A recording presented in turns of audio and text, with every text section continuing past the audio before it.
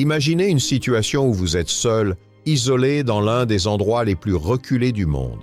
Un immense rocher vous écrase le bras, vous empêchant de bouger. Vous n'avez que quelques provisions et aucune aide en vue. Combien de temps pourriez-vous tenir? C'est le défi qu'a affronté Aron Ralston, un jeune alpiniste de 27 ans, dans l'une des histoires de survie les plus incroyables jamais racontées. Pendant 127 heures, Aron a dû lutter contre la faim, la soif et son propre esprit pour rester en vie. Voici son histoire. Nous sommes en avril 2003. Aron Ralston est un passionné de montagne et d'aventure. Originaire du Colorado, il adore explorer des lieux sauvages et reculés. Ce week-end-là, il décide de partir pour une excursion en solo dans le Blue John Canyon, situé dans le désert de l'Utah. Il s'agit d'un labyrinthe de canyons étroits, connus pour leur beauté spectaculaire et leur isolement total. Comme à son habitude, Aron ne prévient personne de ses plans. Il n'a pas de téléphone portable et personne ne sait où il se trouve. Pour lui, c'est une simple sortie en solitaire, un moment pour se reconnecter avec la nature. Tout se passe bien jusqu'à ce que tout bascule. Alors qu'il descend une faille étroite entre deux parois rocheuses, Aron s'appuie sur un gros rocher pour se stabiliser. À son grand désarroi, le rocher se détache soudainement et tombe avec lui. En une fraction de seconde, le bras droit d'Aron est écrasé entre le rocher, pesant plus de 360 kilos, et la paroi du canyon. Il est piégé. Immobilisé, il essaie désespérément de dégager son bras, mais le rocher ne bouge pas d'un millimètre. C'est à ce moment qu'il réalise l'ampleur de sa situation. Les premières heures, Aron fait tout ce qu'il peut pour se libérer. Il utilise son équipement d'escalade, tente de soulever le rocher avec une corde et même de creuser autour de son bras. Rien ne fonctionne. Le rocher est solidement en place. Il est seul, à des kilomètres de la civilisation, sans moyen de communication, et personne ne sait qu'il est là. Aron prend alors le temps de réfléchir. Dans son sac, il n'a que quelques litres d'eau, un sandwich et un couteau multi-usage. Il sait qu'il doit rationner ses ressources s'il veut tenir le plus longtemps possible. Mais il sait aussi que ses chances d'être retrouvé sont extrêmement faibles.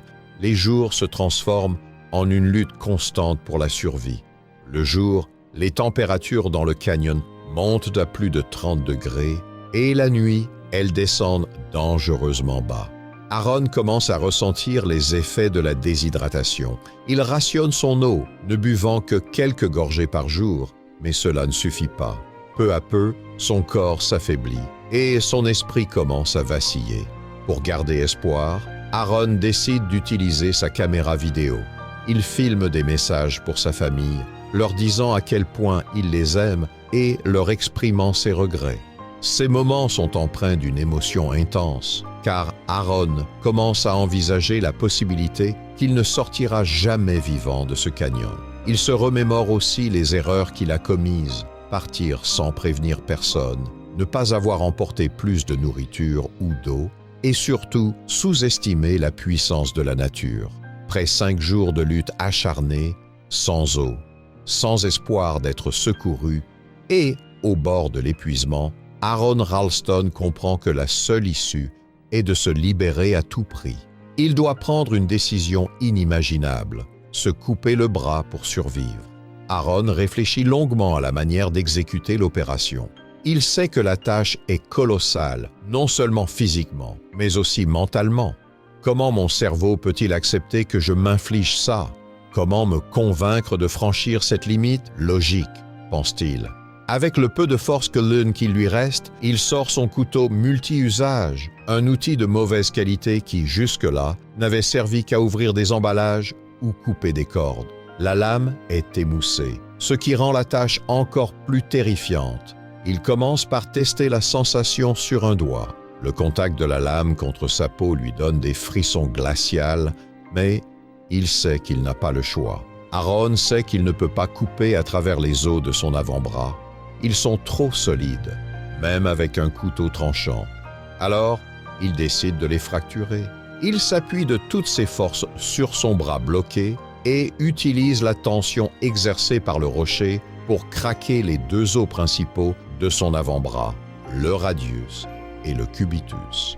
Le bruit sec des fractures résonne dans le canyon. La douleur est indescriptible. Une onde électrique qui traverse tout son corps. Il s'arrête quelques instants pour respirer profondément et reprendre ses esprits. Il commence à inciser sa peau avec la lame. La douleur est vive mais supportable comparée à celle qu'il a déjà endurée pendant ces 5 jours. Le couteau émoussé ne tranche pas bien et Aaron doit appuyer fermement, tirant sur sa peau pour l'ouvrir davantage. Chaque mouvement de la lame est accompagné d'une sensation atroce, un mélange de brûlure et de déchirement. Mais Aaron s'accroche à l'idée qu'il est en train de se sauver. À mesure qu'il avance, il doit couper les tissus sous-jacents, les muscles, les tendons et les veines. Il décrit plus tard la sensation des tendons qui claquent dessous la lame comme des élastiques qui se brisent. Le moment le plus insoutenable survient lorsqu'il atteint le nerf médian, un faisceau de fibres responsable de la sensation dans une grande partie de son bras et de sa main. Lorsqu'il tranche ce nerf, une douleur fulgurante le traverse. Il la compare à une décharge électrique qui irradie tout son corps, comme si son bras, entier, était plongé dans du feu. Il crie de douleur, mais il sait qu'il ne peut pas s'arrêter maintenant. Enfin, après ce qui lui semble une éternité, il tranche les derniers morceaux de chair qui le relient encore au rocher. Le bras est libre. Aaron est libéré. Mais le calvaire n'est pas terminé. Il doit maintenant sortir du canyon. Aaron doit maintenant trouver de l'aide. Malgré sa faiblesse et la douleur insoutenable, il parcourt 11 kilomètres à pied, sous un soleil brûlant, tout en perdant du sang à chaque pas. Pendant ce temps, il se répète qu'il doit continuer à avancer, qu'il ne peut pas abandonner maintenant. Finalement, après plusieurs heures de marche, il croise un groupe de randonneurs qui appellent immédiatement les secours. Aaron est héliporté vers l'hôpital où il reçoit des soins intensifs. Les médecins sont stupéfaits par sa résistance physique et mentale. L'histoire d'Aaron Ralston est devenue une source d'inspiration pour des millions de personnes à travers le monde. Après sa récupération, Aaron a continué à escalader des montagnes et à vivre sa passion pour l'aventure. Il a également écrit un livre, Between a Rock and a Hard Place, où il raconte son expérience en détail.